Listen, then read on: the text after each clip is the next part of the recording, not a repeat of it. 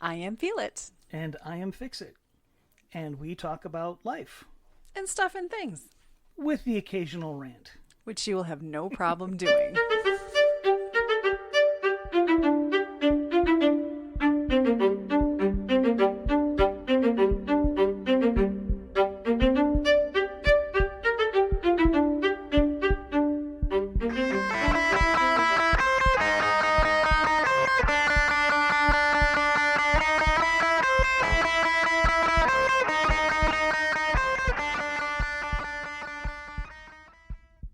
Hello. Good morning. Good afternoon. Good evening. Or good night. Whatever it is, wherever you are, hope you're having a good one. Absolutely. My throat's still a little wonky. The last week or so has been kind of rough. Because we missed last week because you couldn't talk. Yeah, that's true. So we apologize. That came up. Yep. Well, what are you going to do? It's every couple of years. I'll live with it. I don't know. Would it have anything to do with sucking in all that dust from doing all the flooring and taking out the carpet and any of that? Because nobody in the house got sick. No, but for me, this is kind of normal. Every couple of years, I have throat sinus crap that kicks my butt for a little while. And then tapers off, and then I'm fine, and then I'm good for another couple of years. That's fair. I'll take it. Compared to a lot of people, I will happily take that and without much complaint. It's not fun while it's happening, but, what are you going to do? Yeah. So, you can talk now? Yes. And try and stop me. Again, we apologize for missing last week. So that means we got to back up 2 weeks in life. Mm-hmm. We have slowly been taking care of things around here. Then brought the pod back the other day. So now it looks like we moved in all over again. Yes. It's kind of awful. I kind of don't want to own anything else. Totes everywhere. Tired all don't over even have again. all the flooring down yet. No.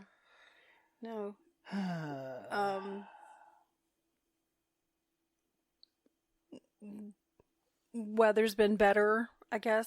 Michigan. Mm-hmm. Yes. Finally does feel like summer. We went to visit my aunt. Mm-hmm.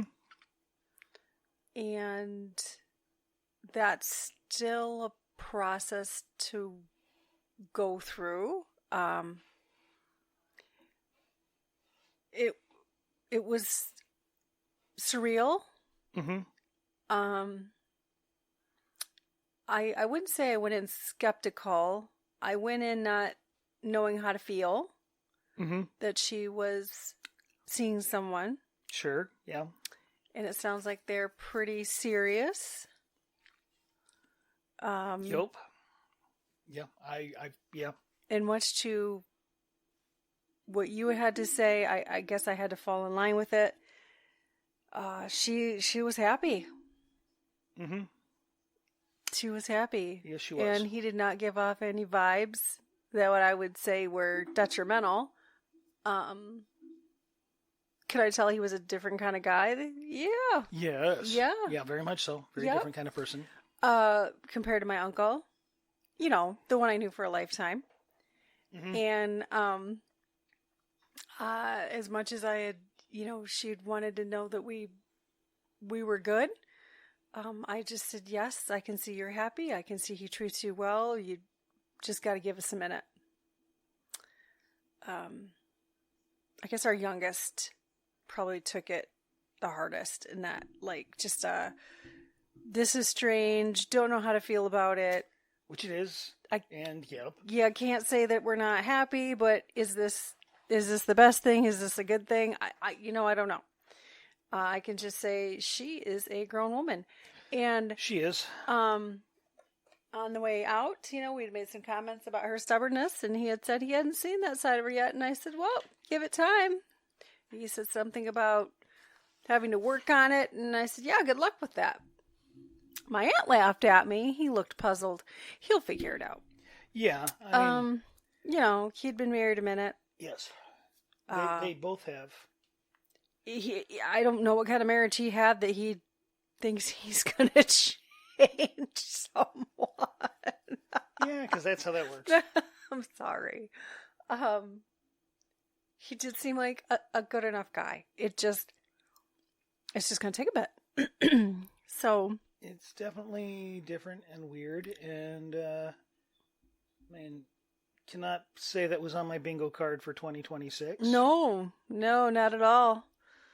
No. And that was Memorial Weekend. So just tried to relax. Try not to do a lot. We're both tired. That's a word for it. It has been months of this kind of nonstop. And we have the majority of our belongings back. There's just a couple of things left in that individual storage unit that we're kind of using as a space, trying to plan to build a shed. But it's exhausting. Hence, next weekend, Yes. and it is our 29th anniversary, Yes. we will be going away. We'll just be taking a short jaunt away, so we're going to end up pre-recording something, just a heads Gonna up. go to the funny farm and take a week off. I'm not. I mean, you can. I'm good there. Well, I mean, I guess in a manner of speaking, yeah, we could go to the funny farm, the former funny farm. Do you want to go visit? We could. Do you want to? Consider I've never done their haunted tours, but I hear they're fun. if you want to do the haunted tour, we can do the haunted tour. I'm really not interested, I don't but think you want to do that. it ain't my thing. And I ain't It's going not, there. It ain't my thing. So what he's referring to is the old Traverse City State Hospital. Yes. That has been, I think it's called the Commons now. Yes. It is. Yeah, I believe that is shops and apartments and condos. restaurants.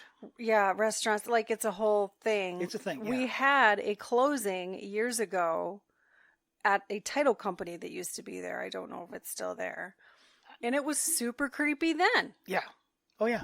A former client where I worked, the law office where I worked, there was a client that lived there, and I remember having to drop something off there at one of the apartments. So no. And it came up in one of those true crime podcasts, the Michigan-based one that's not on anymore.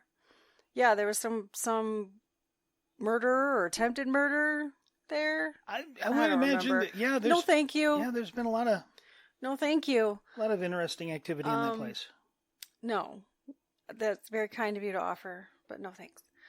Let's put it out there, Taking Zetbound. I again have not shared that with a lot of individuals outside of like my physical therapist and a friend, a couple friends, not even many.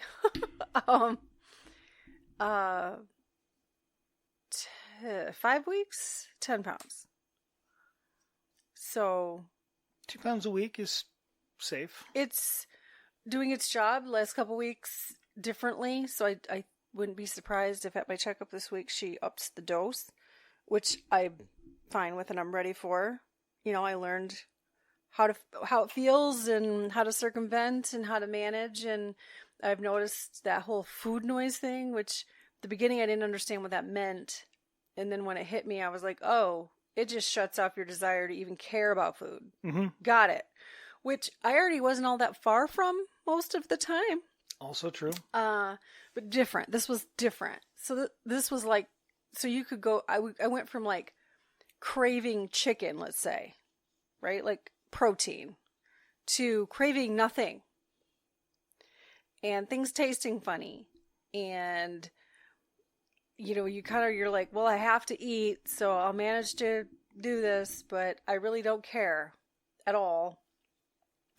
It just like shuts off that, the instead of pain shutting off my desire to eat, it's drug induced. But, I noticed the last couple weeks, my appetite being different. Like I did care about food again.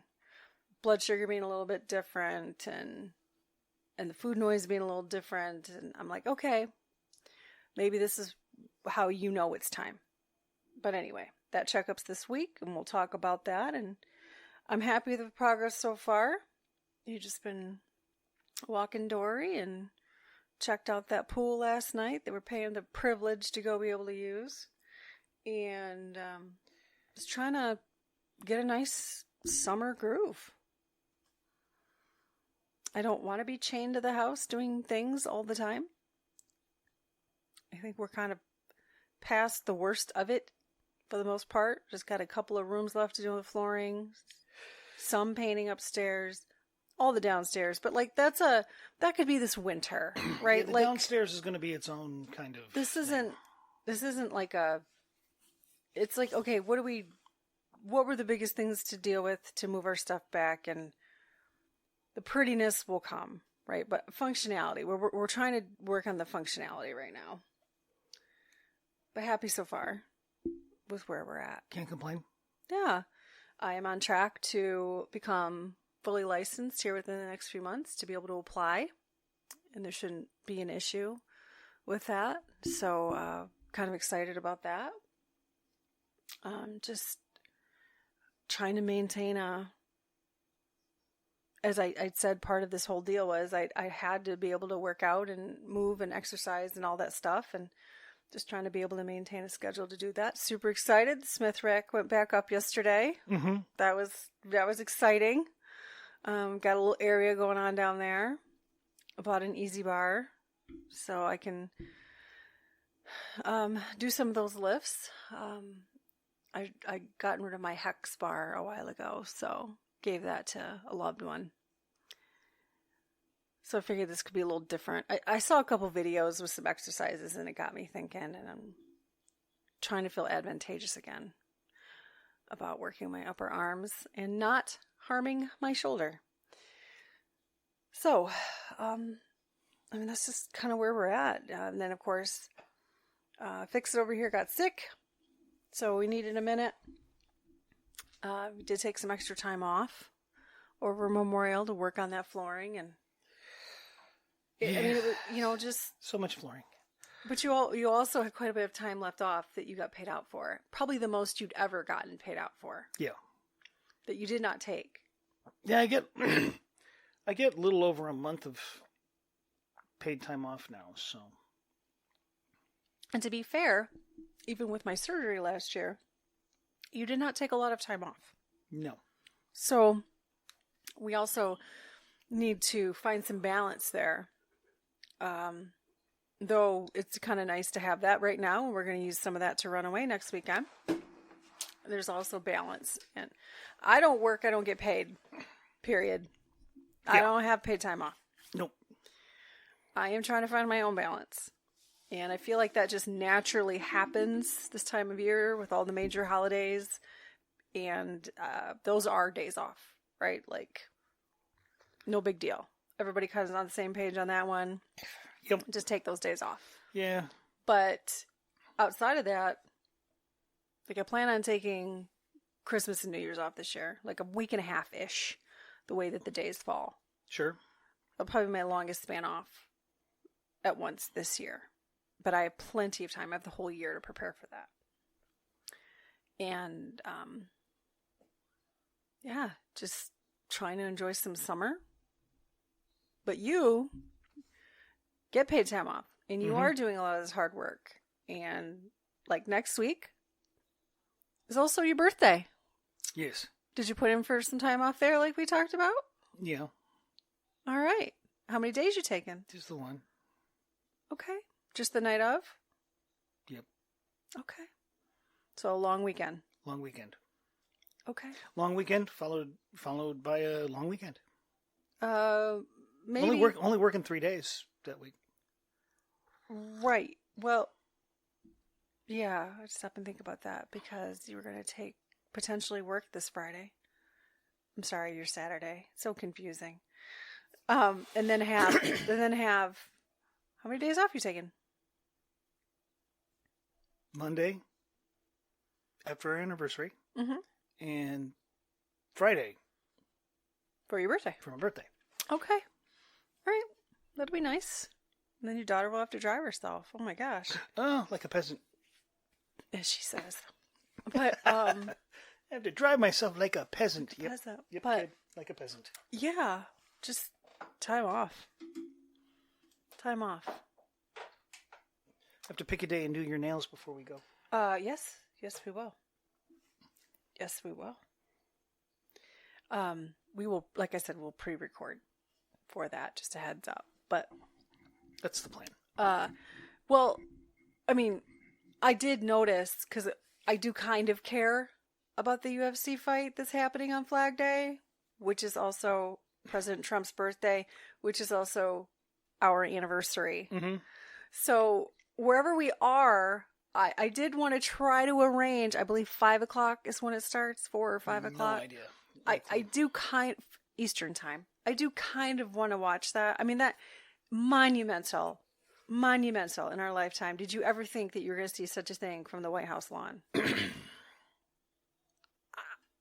don't want to get into like the back and forth and the ridiculousness-ish of it. I mean, it is, but it isn't. Like, it's, I don't know, man. It's our tax dollars, okay?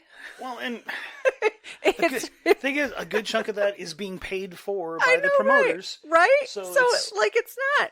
It's Is it really that big of a deal that that giant lawn that gets used for nothing actually gets used for something kind of fun? Yeah, I mean, it's one of those, the absurdity of it all. I've been using that word a lot lately because there's just Absurd. so many absurd things. It's like, you know what? Sometimes you just got to be dumb. Why have the 3-foot spoiler on a Honda Civic? Why not? Because you can. What? It's, sometimes you just do stuff not because it makes sense, but because, you know what? It's just fun. Let's do this. And you know what? Sure, a celebratory fight on the White House lawn. On the White House lawn. Why not? What the heck? Why not? Sure. Yeah, so wherever we are, just going up north. Couple different destinations. Just gonna do a couple different things, really. I don't know. Sure. We'll see. And look at the bay. Absolutely. It's all about the water. Hit Don's. If you want to. Hit Don's. Get a strawberry malt. A burger and fries. If you want to. I will find something to eat. I always do. Mm-hmm. It's not like there aren't plenty of old school options there that we'd be comfortable with. Oh, yeah. Thinking Cadillac and Traverse City. Mm-hmm. If you like... Never really walked around Cadillac for as many times as I've been there. Yeah. This is true. It was usually for something specific. Yeah. We're almost always for a very specific reason. But, yeah. Never done it. Could do it. Be cool. Yeah. So that is our plan. We've gone back and forth about it, but we need to get away.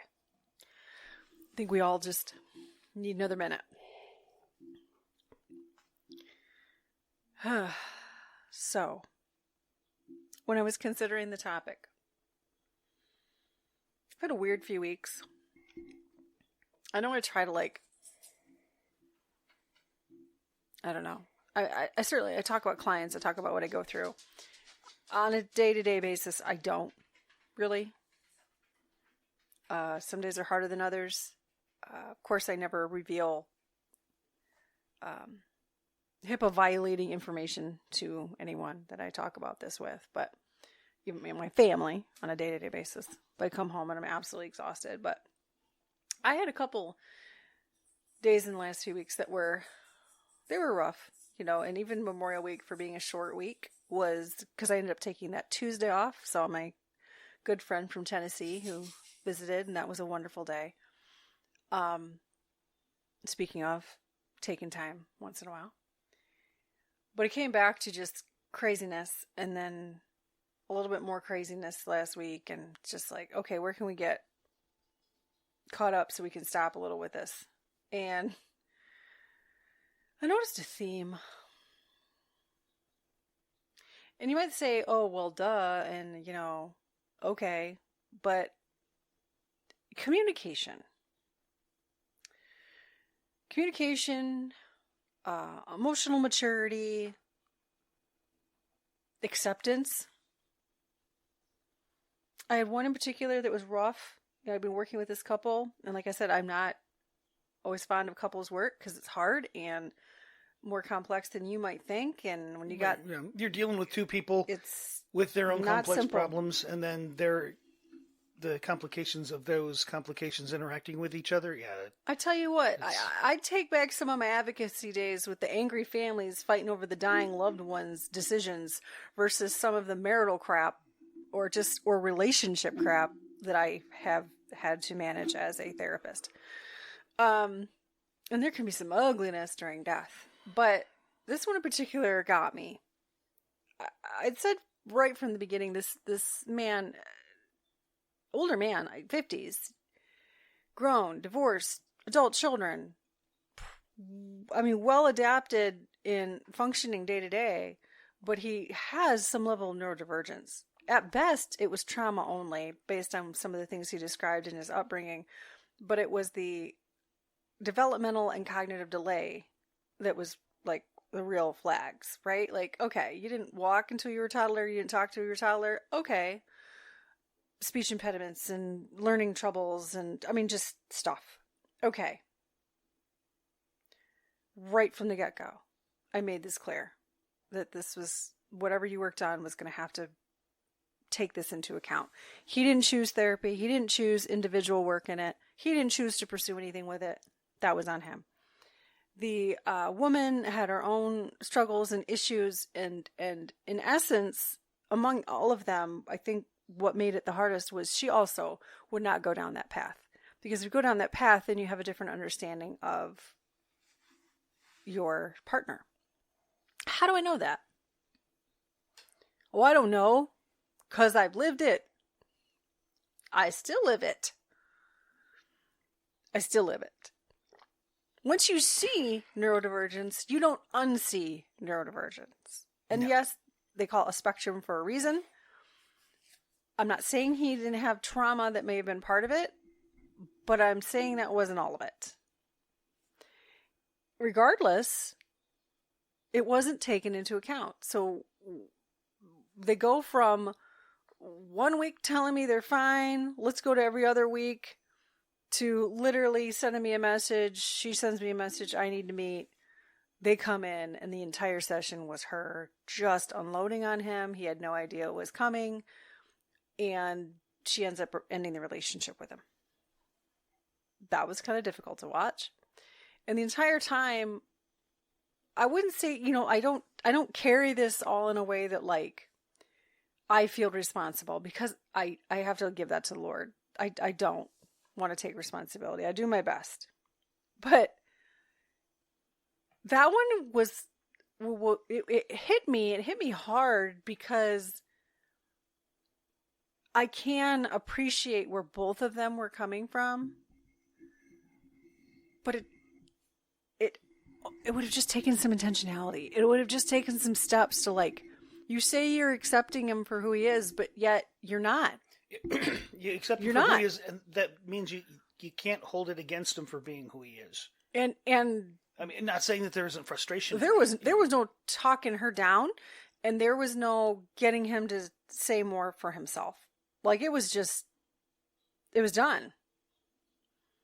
And I knew in the moment that there was nothing I was going to say. I was giving them the space to talk and actually try to communicate. Well, that wasn't happening. So even anything that we talked about just went out the window, right? Everything is good completely went out the window. And then I met with her again individually this last week, and I was processing the loss for what it is. I don't know if you want to call it beginning phases, shock phases, numb phases, because when you're with somebody for that long, like 6 years, it's not that there aren't feelings. It's just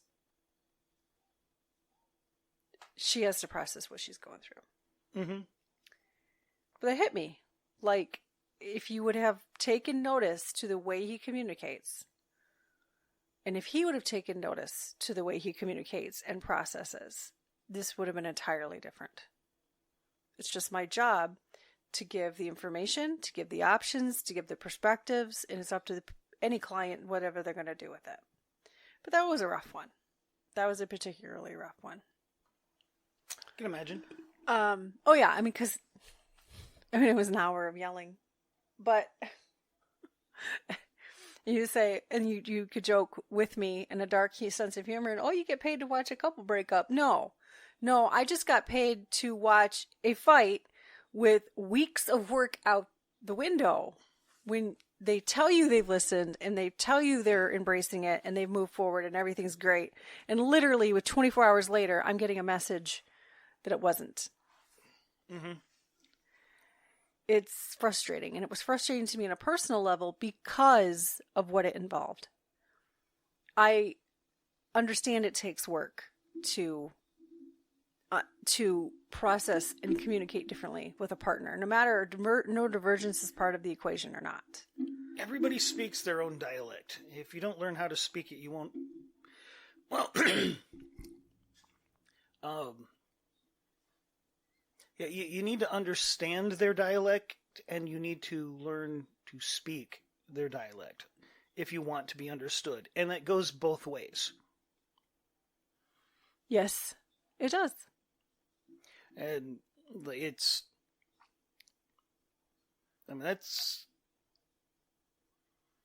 but sometimes easier said than done. They didn't actually put in the work. They said they put in the work. And then the first windstorm that came, the house crumbled. Mm-hmm. It's like, if we're going to use an analogy, they didn't use any nails. And they half glued some of their boards. See, I look at things and I put them into simple terms. And when I say simple, I don't mean easy. They say the simplest solution is often best. The simplest solution is almost never the easiest one. Something that's simple is rarely easy, and something that's easy is rarely simple or lasting. But if people don't actually, it's like, okay, in 6 years you'd think you would commit to the relationship. Yeah. And there was no commitment there. Not really. I think it was habit. Yeah. And we talked about that. I mean, because a commitment is, we're going to get through this, period. Almost to the, we're going to get through this even if it means we die trying. Which is effectively what every relationship on the planet really, it's like you get married and you're married for the rest of your life. You're going to get through this or we're going to die trying. It's like, I came around to it. It's over when we're dead. I came around to it. That's commitment. It's I'm going to stick around and hang out with you and utilize you and take advantage of you. Not necessarily in a negative context, until it becomes too much work on my part to keep you around. And then I'm gone. That's the more, you're too much work, I'm out. It's like, well, did you commit or did you not commit? Because if you committed, that out is not an option. I always say I practice what I preach, right? I try not to be a hypocrite. So I had noticed there was something that had been increasingly bothersome to me through time. Now, whether or not the tone had always been there or my awareness had changed, I'm not sure. But I had recently asked you to try to work on something. Mm-hmm. I had done that, right? Yes. So you have a tendency, I'm going to explain to y'all, he has a tendency to say, uh-huh. Yep. As a general answer. Yes. And sometimes he will have absolutely no knowledge of the thing, but he'll still say, uh-huh. Yeah, and sometimes that tone is so condescending. You would not imagine how uh-huh could come across so awful. And it got to a point where I was like, okay, I don't say something, I can't compartmentalize this anymore, because that tone, it can be, whether or not you're always conscious of it. I will give credit that you're not always conscious of it. I will also say sometimes you might be and you don't care because you're human, and that's just, we're in relationship, and maybe you're trying to piss me off sometimes, No. but it's degrading sometimes, just like that. Like I'm stupid, or like okay, but stop using that. Because it's not the appropriate words or sound right now. I'm acknowledging that you're speaking and that I hear what you are saying. Yep. Okay. And I'm waiting for the rest of it. Let's not always how that comes out. I hear you. That is absolutely not how you use that. Now, yeah, actually, that is how I use. It's like, well, you're telling me about stuff. Okay. Oh my God. Okay. And what did I ask? That to work on that. And like, okay, and fine. that's not what I said. I guess.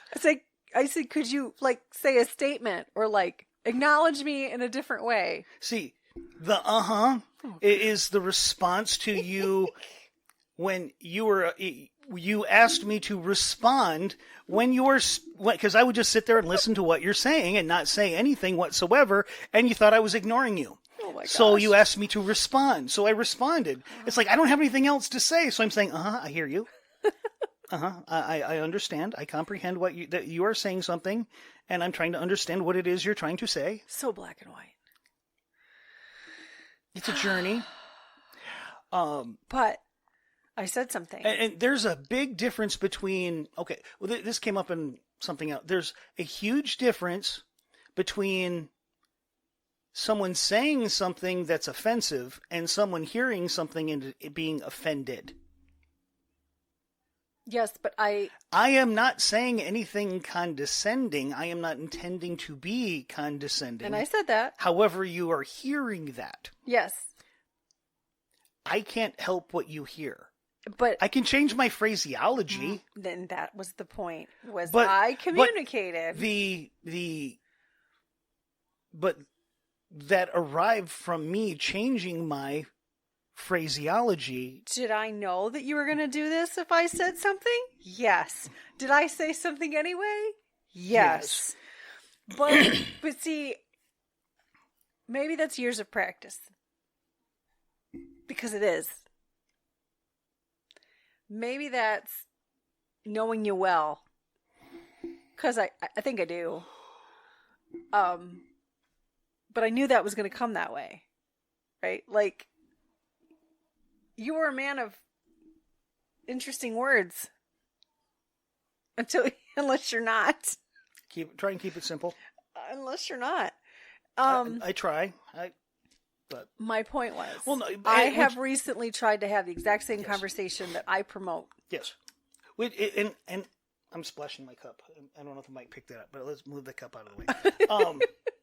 I'm working on it. Yes, you are. I'm working on it. But I literally just said something like 2 days ago. It still comes out.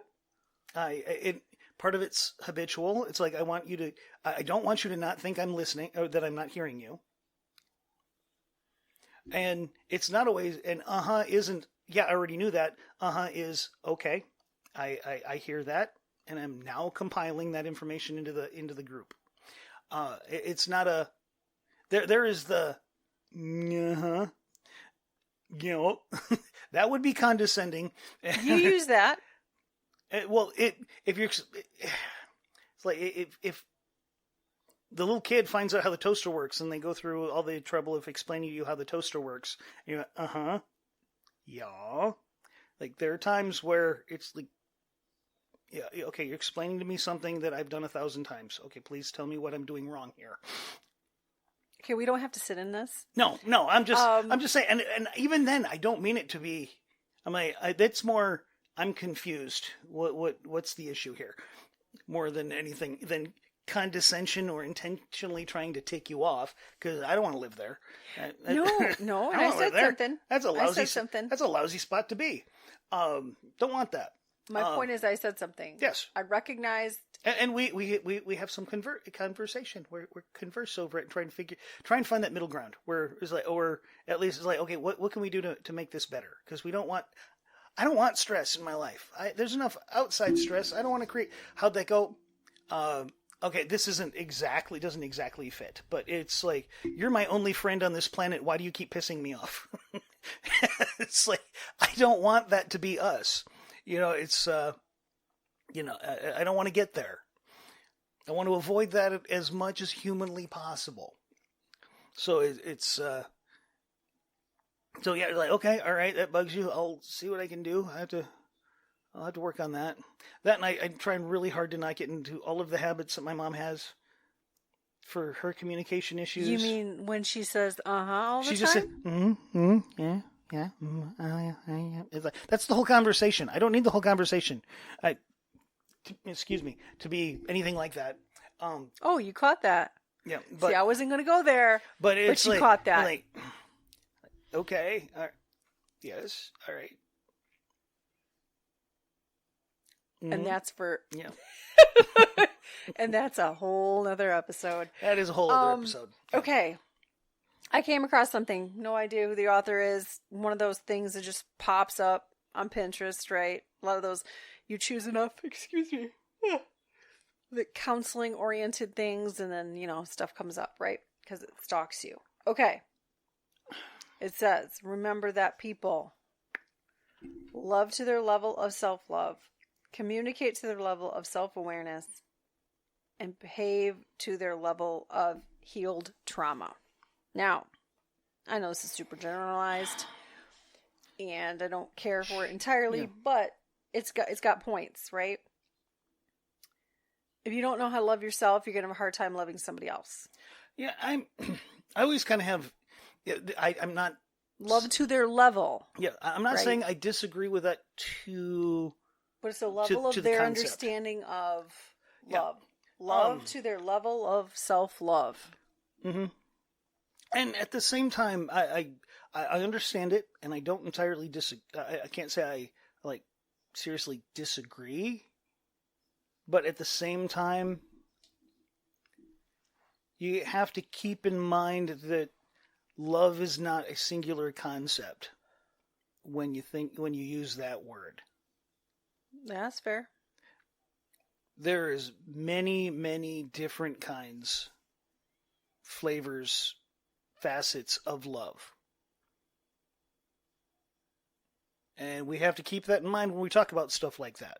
Because, self-love can be anything from making sure that they stay healthy to absolute complete narcissism.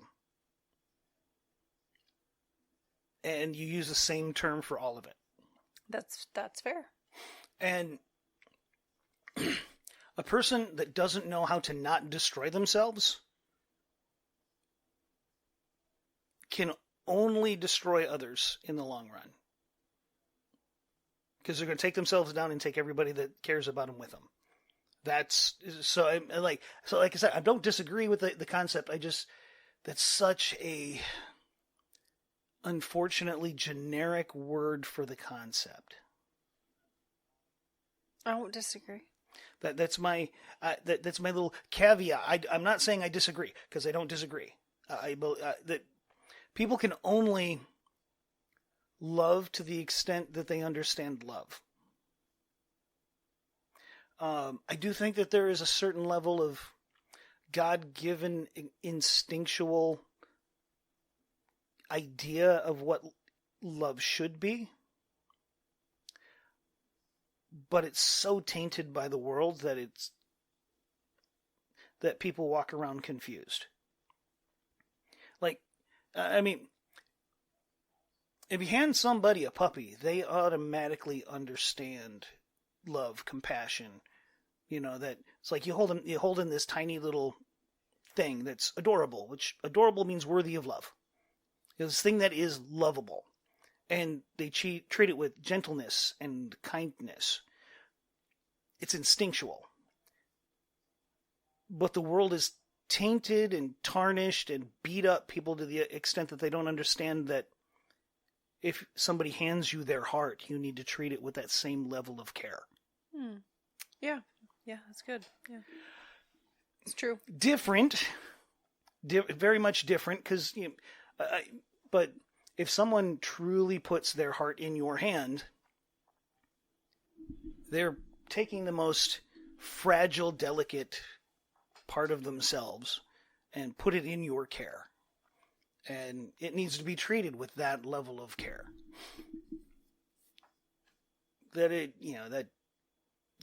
It's like we instinctually understand it in one context and completely lose it in another. And I think that's just fallen world showing itself. Yeah, it's true. Communicate to their level of self-awareness. So, and this is kind of where I thought of my client. They were both communicating to their level of self-awareness, but they weren't willing to move beyond that. Yeah, that whole thing though is we were never meant to be stagnant. Okay, and I do this a lot, and I'm going to do it again. I am going to quote the beautiful philosophical movie of Tommy Boy. You're either growing or you're dying. There is no third direction. A person's self-awareness, their understanding of themselves, should always be a journey in a positive direction. Because the more you understand about yourself, the more you can do about things. You know, it's like you understand. It's like, okay, this is a failure of mine. How do I work on that? How do I get better at that?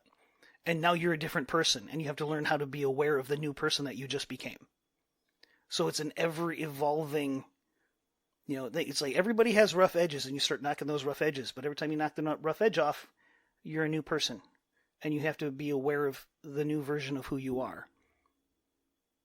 And then you find the new rough spot. And then you knock that rough spot off. And eventually you become nicely polished. But that's over years of learning about yourself, understanding yourself, healing and growing and adapting and evolving, and then becoming a new version of yourself, and then learning about that person and who that is.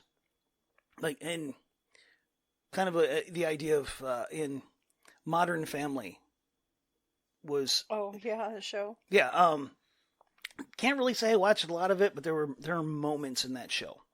And the patriarch of the family, he's talking about kids, and you get this new tiny little bundle, this little pink screaming ball, and it's the most beautiful thing you ever saw. And then given a little time, you got this new kid comes and takes their place, which is the same kid but a new version of them because they've grown, and then they become this toddler, and they ask you the most interesting questions that you've ever heard of. And then one after another, this new kid comes in and takes the place of the old kid. That's who we are as people in general, and we should be for ourselves. How do I become the better version of me? Here's another philosophical movie that I didn't think I was be quoting today. Kingsman, the Secret Service. Oh, yeah. That's True nobility is not being better than your fellow man, but be better than who you were. And that's a never-ending goalpost. You'll never reach perfection. But the goal isn't to reach perfection. The goal is the journey to be better. And when you become better, you become and more aware of who you are and why you are and how you think and how you feel. The better you actually understand it rather than react to it, the better you are to communicate that to others. It's just subjective. And then help them understand. It's like, it's like, okay, this bothers you. Let's talk about that. What is it that I'm doing that's causing the issue, and why is your response to that the way that it is? A person who is self-aware can help someone else gain awareness of their own self. Oh my gosh, we're having a deep, heartfelt, emotional session of communication, and we're both improving because of it. Oh my gosh, what a concept! Yeah, well, it's. I wouldn't have a job if it were easy. Well, the thing, it is easy, but again, easy is not simple. Safe. It's not safe. Almost never. Because you have to be, you have to be aware that you have depths that you have yet to explore. There are reasons for things in you that you don't want to look at. Of course. It's,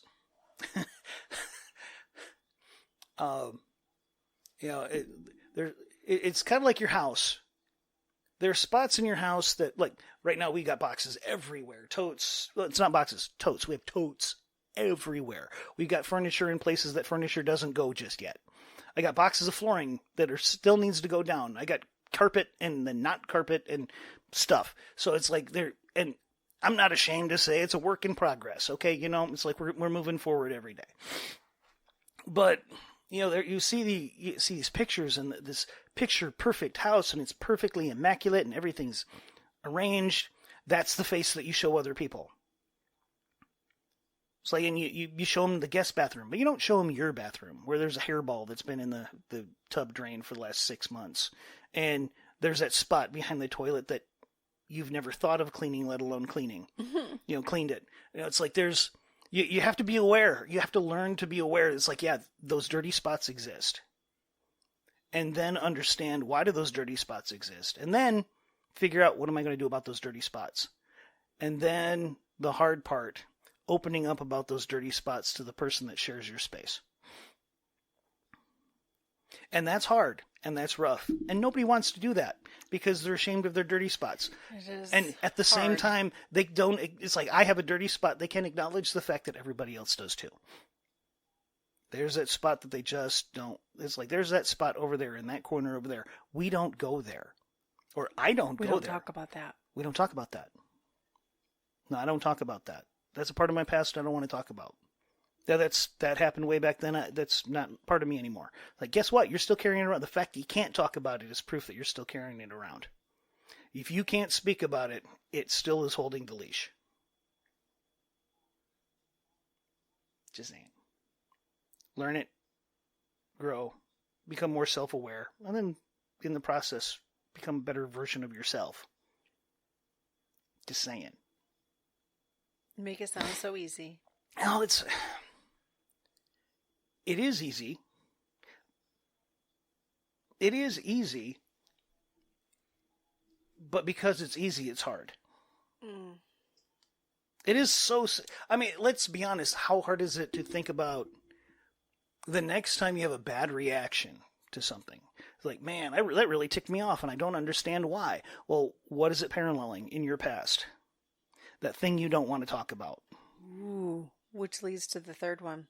Behave to their level of healed trauma. It all links together. I mean, let's be honest. Of course it does. And that's usually, in all honesty, that's where, if you can for a second see yourself from outside of yourself in your worst moments, that's when you go, oh, that's bad. Where did that come from? Oh, that's what that looks like. Yeah. I mean, if you don't see it as much in stores. There was a while there, every customer service desk at like Walmart, Target, Meijer, all the big stores, you went to the customer service desk and there was a wall of mirror directly behind those counters. And that was because it forced the customers to see themselves and how they were behaving. I was not aware of that. That strange psychological trick. Because they don't do it anymore. It forced people to see their own behavior, and people don't like to see themselves as the bad guy. It's like, you do realize you're screaming at... It's like you bought the wrong thing, and you lost your receipt, and you want your money back, and you're screaming at this person that didn't sell you the product, didn't mark the product, doesn't own the store, doesn't have the policies, and is making less money an hour than you are, and you're screaming in their face like they personally offended you. And now you're forced to see it. Now you're staring at yourself in the mirror, going, "Oh, wow, I'm kind of a jerk."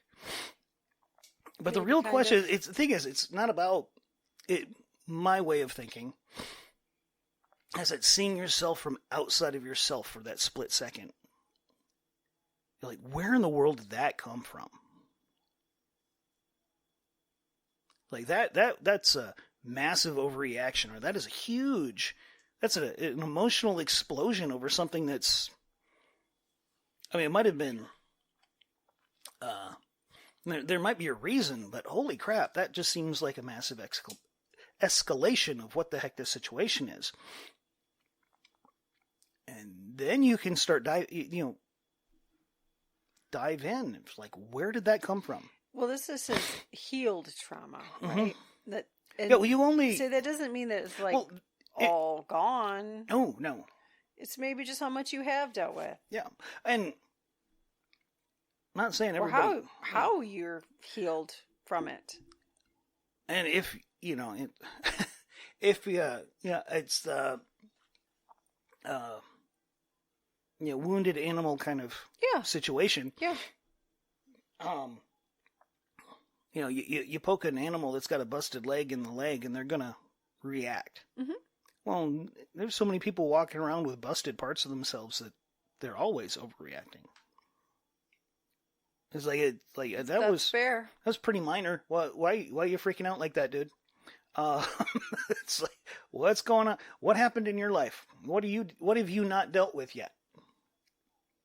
It does kind of change our mindset sometimes, and I try to keep that in mind. I do. Still don't like it. Don't appreciate it. But you've obviously not dealt with something, but you need to calm down. How often you trick yourself on that? Often. Well, specifically if there's other people involved. If I'm more or less by myself in the car, I'm like, what a freaking idiot. Who gave this bozo a license? Why is this guy in charge? It's like, You mean like how your oldest talks? Sometimes. I wonder where she got it from. No, I shouldn't. I know. It's my fault. It's fine. It is what it is. Oh, man. But anyway. Just saying. Yeah. Remember that people behave to their level of healed trauma. Or not healed. Well, and if it's not healed, you can tell. You can always tell. It's like, yeah, somebody hurt you. Sorry, just had a Ricky Bobby flashback. The little kid? Yep. The Talladega Nights kid? Oh my Oh, gosh, yes. did the exact same thing at the exact same time? Yep. It's like, somebody didn't love you enough as a kid. It's like, good call. Love that movie. It's so wrong, but it's so good. Yeah, but at the same time, it's like, we quoted Tommy Boy and Talladega Nights and Kingsman, and it's like there is tidbits of wisdom all over the place if you're paying attention. Just pay attention. But what it comes, unfortunately, a lot of it comes down to, like, yeah, there's a tidbit of wisdom in there, but there's so much absurdity everywhere else that it gets lost. And you might have a moment of wisdom in there, but if you don't take the time to, acknowledge it and, focus on it and think about it and apply it, it gets lost. Yeah. Yeah, that's very true. And, honestly, I think that last one, you could more safely say that in reverse. What do you mean? Well, like you did. I mean, you actually said it. People behave to the level of their unhealed trauma. Yeah. I think that is actually, I mean, they're going from the positive side of stuff. Yes. But actually they react from the unhealed. Yeah. It's, yeah. Like people, and the thing is, people don't typically, and this is across the board all over the place, people typically don't act, they react. There's way more reaction going on than action. and which is a problem in and of itself. Because if you're constantly in reaction, you're always behind. Because action always happens first. You know,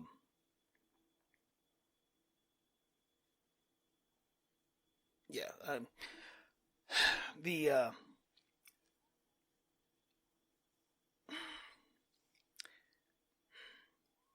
trying to put the words together in my head. There, I've got an idea rolling around in there that's just kind of not coalescing into speech.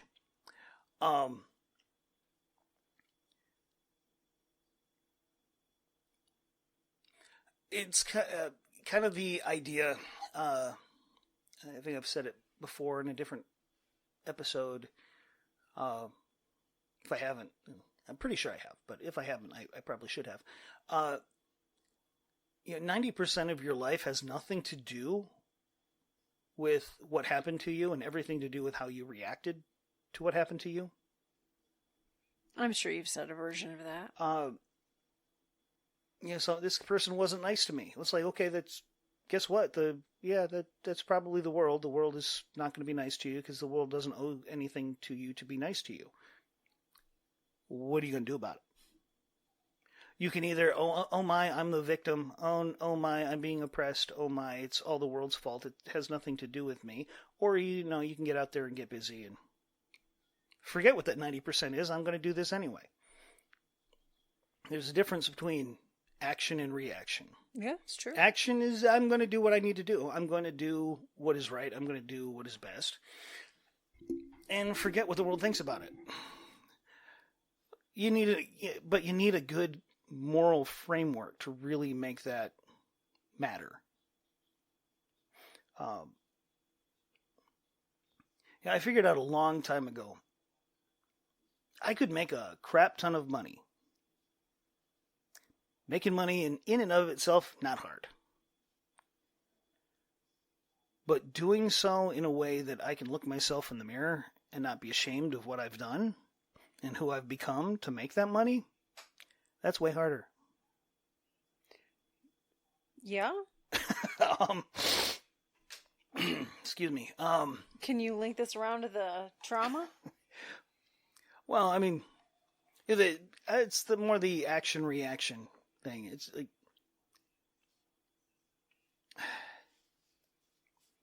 we're often acting in self-preservation mode.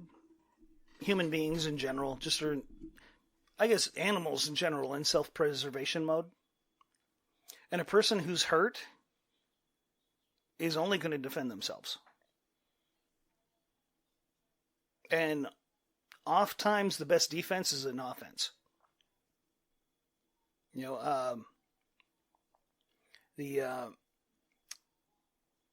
So if you're dealing with somebody who's never dealt with all of their hurts, they're going to be living in offense, or they're going to be cowering in a corner. There's no fight, flight, or freeze. Yeah. There's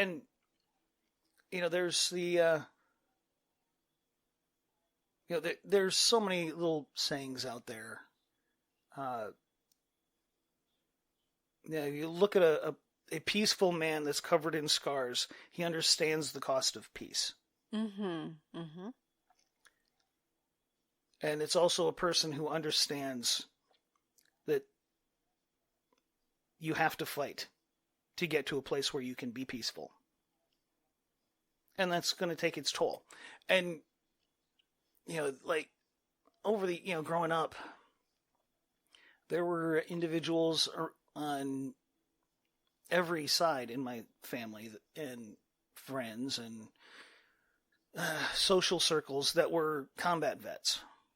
World War II, technically World War I, World War II, Korea, Vietnam, growing up.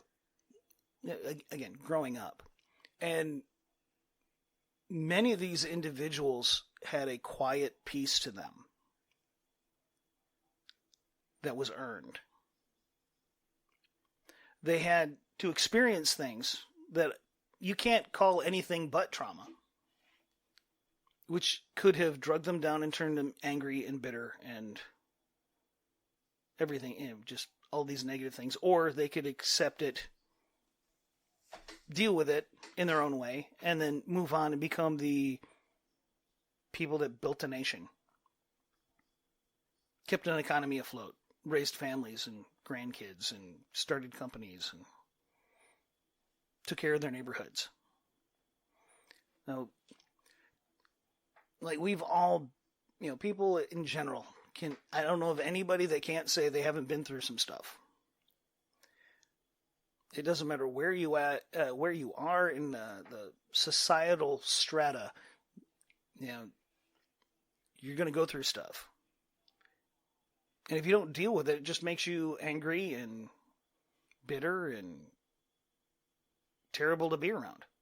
For as true as any of these things can be, see, that's the growth that you talk about, right? That's somebody bringing to light that things could be different in a loving way. Mm-hmm. It's just, that's not normally how it goes. Normally you become wounded, you end up at a counselor's office, and then that's when you... Sometimes you need someone... Yeah, ideally, you should have people in your life that you can open up to. But there's something to be said for the anonymity of an outsider. It's like, I'm paying you. I don't have to care what you think. I can tell you everything. And you're legally obligated to keep your trap shut. Yeah, that's true. Which there's a definite benefit to that. But I think to some degree, and it's not, I've said before that your profession shouldn't have to exist. Yeah, perfect world. Yeah. Not saying that it doesn't, and I'm not saying that I don't think, it's like it's just, we used to rely on each other, and now we're relying on professionals. As, that's a whole... As a society. That's a whole thing. And, there used to be... The church used to play more of a role too, but as that's it not should. how it is now. As it should. And, and that's a failing for another day. But, I mean, you can kind of, just summarize the whole thing is people can only give you as much as they've got. Yeah. It's, if somebody only knows, they can give you everything they have, but they're limited in what they have because they haven't dealt with what they've gone through. Which affects the self-love, mm-hmm. which affects the ability to have self-awareness, mm-hmm. and then communicate well. Mm-hmm. And then, of course, how you perceive your trauma. Yeah, and what you I do say with perceive. it. Yeah, exactly. What you do with it. And what you do with it. It's like that's a choice. So we're all walking around with scars. We've all had to deal with stuff. And like I said earlier, it's the goal is growth. The goal is to be a better version of yourself. Today is the worst version of me that'll ever exist again. That's an interesting attitude. But yeah. And it doesn't have to be gigantic changes. That just incremental. Okay, I'm going to be a little bit better about this today. This is going to be my improvement for today. It's whatever it happens to be. Everybody's got their own thing. But in doing so, just small changes. Everybody can do them. Everybody knows something. It's one of the reasons why I think Jordan Peterson's book affected so many people. His steps for things like start with simple things. Clean your room. Make your bed. A simple thing. A small, insignificant 1% change. That's how you start. Maybe it's do your dishes. Maybe it's put your laundry away. Maybe it's tell somebody that you care. Just like, I haven't told you in forever. You matter to me. and make a point of making that a priority and become better. And all of the other stuff will start to take care of it. You start communicating. You start understanding yourself better so you can love yourself more, so that you can love others more. You become more self-aware so that you can communicate those thoughts and those feelings and that behavior. So you can communicate with your people in your life so that they better understand you. And you deal with the problems that you bandage the injuries of your past, and you deal with the scars, and you learn how to you do the PT, the mental and emotional PT necessary to move beyond your trauma. Mm-hmm. Not saying it's ever gone. No. The stuff that happened is the stuff that happened. But it doesn't have to control how you move forward. That's a big piece of it. They got you to here, and now it's up to you to do something new with it. And in doing so, you give other people the strength to follow in your footsteps. Well put. And one just feeds into the other. You can't do one without improving the others. So, somebody out there needs to go make their bed. Go make your bed. Go straighten your room. One step at a time. Just pick something. Move forward. Just saying. Well put. I try. I ramble. I don't, but... Well, I mean, I knew you were trying to get to a point, so... I try. I don't know what... Sometimes that rabbit trail takes its own side path. I was listening. We try to keep these to an hour. We do, and we're usually a little bit long, but that's all right. That's okay. I think we've covered this one well. Sure. And then the next one you can pick, unless you want me to. We will see. So. I'm Fix It. I'm Feel It. We hope you join us in the future. Until next week. Y'all have a great one.